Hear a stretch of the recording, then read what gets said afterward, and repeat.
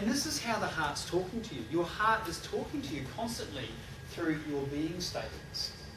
The things that make you be in life, that make you a human being. This is how the heart's communicating to you. And if there was, I suppose, a philosophy, and it is in the e-book, I talk about, I think at the beginning, we are who we choose to be.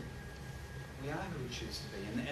And for me, that affirmation came about in my personal journey was around the reflection and the understanding that I was the creator. I was creating my problems. And I talk about in the first 2 or 3 pages, that whilst I grew up in an environment where alcohol was certainly a very big problem, I chose to take that on for myself. I chose to be that for myself. And as I grew up and went through my teenage years, I realised that drinking for me was certainly more about doing rather than being. Because being pissed was fun, but boy, I had it the next day. So it very much became a doing component. And everything that made me feel good about myself was about me being still, being kind to myself. Going and getting a facial, going and getting my... I didn't get any facials when I was young. You see a lot of massages though. It was about feeling good about yourself.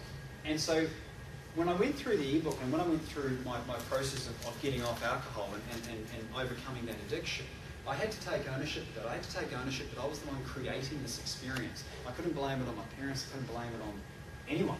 The person that bought me a drink, no. It's the person that's sticking the drink in their mouth. So, human beings, not human doings. Our heart communicates to us through our being, not through our doing.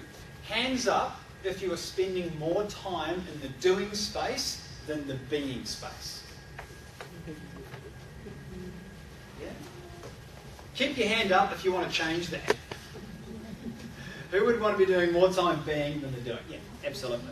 And that's what this process is about.